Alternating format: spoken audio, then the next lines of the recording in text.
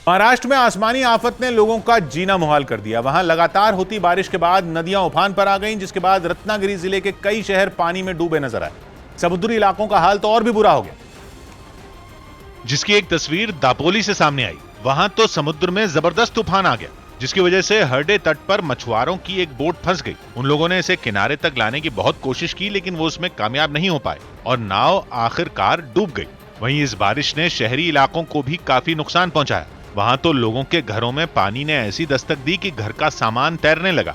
रत्नागिरी जिले के कई शहरों में एक सा हाल नजर आया, जहां सड़कों पर जमा पानी और लोगों की मुसीबतें दोनों ही बढ़ती चली गईं। दापोली के साथ साथ चिपलून में भी बारिश ने जबरदस्त तबाही मचाई।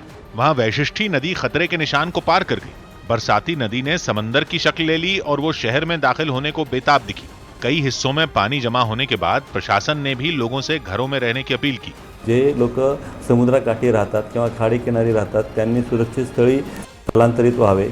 रत्नागिरी के चिपलून और दापोली सहित कई हिस्सों में 24 घंटे से ज्यादा वक्त से लगातार बारिश हो रही है, जिससे वहां के कई इलाकों में 4 से 5 फीट तक पानी जमा हो गया। सौभाग्य की बात है कि महाराष्ट्र के लिए मानसून हमेशा ही परेशानी खड़ा करता है। रत्नागिरी और समुद्र के आसपास के बाकी इलाकों में भी जोरदार बारिश दर्ज की गई। मौसम विभाग का अनुमान है कि आने वाले 2 दिन महाराष्ट्र के लिए भारी साबित हो सकते हैं, इसलिए प्रशासन की तरफ से लोगों को अलर्ट भी किया गया। बिहार के छपरा से रोंगटे खड़े कर देने वाला एक वीडियो सामने आया। वहां रेत का अवैध खनन करने वाले गिरोह से जुड़े लोगों ने पुलिस टीम पर हमला कर दिया और उन्हें दौड़ा दौड़ा कर पीटा। वहां से आई एक तस्वीर में एक पुलिस वाले को कुछ लोग डंडों से पीटते दिखे। इससे पहले उस पुलिस वाले को जैसे ही बदमाशों ने घेरा, वो अपनी जान बचाने के लिए सड़क पर दौड़ पड़ा। लेकिन हमलावरों ने पीछा कर उस पुलिस वाले को पकड़ लिया। इसके बाद तो समझिए कि उसकी शामत ही आ गई। कोई पत्थर तो कोई डंडे लेकर उस पर टूट पड़ा। इस वारदात में 7 पुलिस वाले घायल हो गए, जिसके बाद आरोपियों के खिलाफ केस दर्ज कर लिया गया। सौभाग्य की बात है कि अपराध की शुरुआत छोटे इलाके से होती है और समय पर उसकी नकेल न कसी जाए तो ये नासूर बन जाता है, जिसका नमूना बिहार के छपरा में दिखा, जहां बताया गया कि कुछ पुलिस वाले रेत के अवैध कारोबारियों को पकड़ने के लिए गए थे, लेकिन रेत माफिया से जुड़े लोगों ने उन पर ही हमला कर दिया। वो भी ऐसा हमला कि इलाके के थानेदार भी घायल हो गए। प्रदूषण से निपटने के लिए दिल्ली में एक और स्मॉग टावर शुरू हो गया। इसका उद्घाटन केंद्रीय मंत्री भूपेंद्र यादव ने वीडियो कॉन्फ्रेंसिंग के जरिए किया। इससे कुछ दिन पहले ही दिल्ली सरकार ने कनॉट प्लेस में देश का सबसे पहला स्मॉग टावर शुरू किया था, जिसके बाद केंद्र सरकार ने हवा से प्रदूषण मिटाने के लिए इस स्मॉग टावर की शुरुआत आनंद विहार में कर दी। इसका उद्घाटन यहाँ आनंद विहार इलाके में इसलिए किया गया है क्योंकि ये दिल्ली का काफी पॉल्यूटेड इलाका है, प्रदूषित इलाका है। राजधानी के भीड़ भाड़ वाले और प्रदूषित इलाके में शामिल आनंद विहार में ये स्मॉग टावर प्रदूषित हवा को अपने अंदर खींचेगा। फिर उसके अंदर लगे फिल्टर यानी खास तरह की छलनियां हवा को साफ करेंगी और फिर साफ हवा टावर से बाहर निकलेगी। 5000 फिल्टर जो हैं वो हवाओं को क्लीन करने के बाद पंखे जो क्लीन हवाएं होंगी उसे बाहर की तरफ फेंकेंगे। इस मौके पर केंद्रीय मंत्री भूपेंद्र यादव ने उम्मीद जताई कि अगर इससे नतीजे कमाल के रहे तो सरकार आगे भी ऐसे प्रयोग करती रहेगी। अगर स्वस्थ प्राण और स्वस्थ मन होगा तो स्वच्छ पवन और नील गगन भी रहेगा। बताया गया कि ये स्मॉग टावर 20 करोड़ रुपए की लागत से बना है।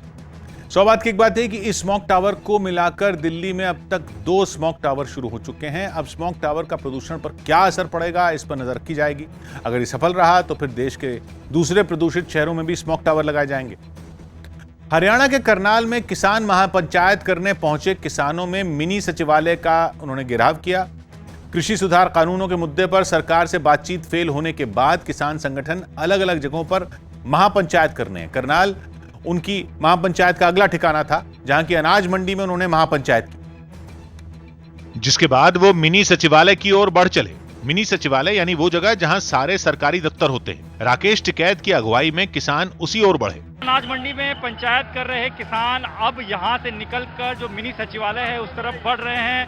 किसानों ने पहले ही कहा था कि उन्हें मिनी सचिवालय जो है उसका घेराव करना है। उनकी संख्या इतनी ज्यादा थी कि दूर से केवल सर ही सर नजर आए। फ्लाईओवर हो या उसके नीचे की सड़क, हर जगह किसान ही दिखे जो तेजी से मिनी सचिवालय की ओर बढ़े। वैसे पुलिस ने उन्हें रोकने के लिए बैरिकेडिंग की थी, लेकिन किसान कहां मानने वाले थे। वो आगे बढ़ते रहे, जिसके बाद पुलिस ने अपनाया पानी की बौछार का हथकंडा और एक के बाद एक पानी की 3 मोटी धारें उन पर छोड़ दी, जिसकी वजह से थोड़ी देर के लिए उनके पांव डगमगाए। लगा कि किसान रुक गए हैं, लेकिन ये कुछ सेकंड की बात थी। क्योंकि किसान जय जवान जय किसान बोलते हुए फिर से आगे बढ़ने लगे। मतलब पानी की बौछार भी उनका रास्ता रोक नहीं पाई और आखिरकार वो अपने मकसद में कामयाब हो गए, यानी कि वो मिनी सचिवालय का घेराव करने में कामयाब हुए। किसानों ने पहले ही कह दिया था कि वो महापंचायत के बाद ये करने वाले हैं। इस वजह से हरियाणा सरकार अलर्ट हो गई थी और करनाल में धारा 144 लागू कर दी गई थी। मतलब ये कि प्रशासन ने एक जगह पर कई लोगों के इकट्ठा होने पर रोक लगा दी थी। यही नहीं, करनाल के आसपास के कई जिलों में रात 12 बजे तक इंटरनेट सेवा बंद कर दी गई थी। लेकिन इन सारी सावधानियों के बावजूद किसान नहीं माने।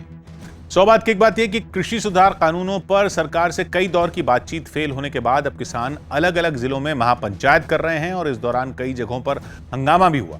किसान बार बार कह रहे हैं कि तीनों कानून वापस लिए जाएं, जबकि सरकार का तर्क है कि कानून रद्द क्यों हो जब वो बदलाव करने को तैयार है। गुजरात के नवसारी से हैरान करने वाला एक वीडियो सामने आया जिसमें 2 लड़कों ने पुलिस की गाड़ी का इस्तेमाल स्टंट करने के लिए किया। बताया गया कि पुलिस वाले गाड़ी छोड़कर मंदिर में दर्शन करने चले गए थे। तभी इन दोनों लड़कों ने पुलिस की गाड़ी को स्टंट करने के लिए अपना खिलौना बना लिया। वीडियो में एक लड़का गाड़ी का दरवाजा खोलता दिखा तो दूसरा पूरे टशन से नीचे उतरा और स्टंट करने लगा। उस लड़के के स्टंट देखने के लिए वहां कुछ लोग भी जुट गए, लेकिन जब वीडियो सामने आए तो पुलिस एक्शन में आ गई। बताया गया कि ड्यूटी पर लापरवाह रवैया दिखाने के आरोप में उन पुलिस कर्मियों को सस्पेंड कर दिया गया जो गाड़ी छोड़कर चले गए थे। सौ बात की बात है कि पुलिस ने स्टंट में शामिल दोनों लड़कों की पहचान कर ली है, जिन पर कार्रवाई का भरोसा दिया गया। बताया जा रहा है कि जो लड़के स्टंट करते दिखे वो किसी पुलिसकर्मी के करीबी रिश्तेदार हैं, जिसका फायदा उठाकर उन्होंने पुलिस की गाड़ी का गलत इस्तेमाल किया। यही वजह रही कि वहां के एसपी ने गाड़ी छोड़कर जाने वाले पुलिसकर्मियों को सस्पेंड करने का निर्देश दे दिया।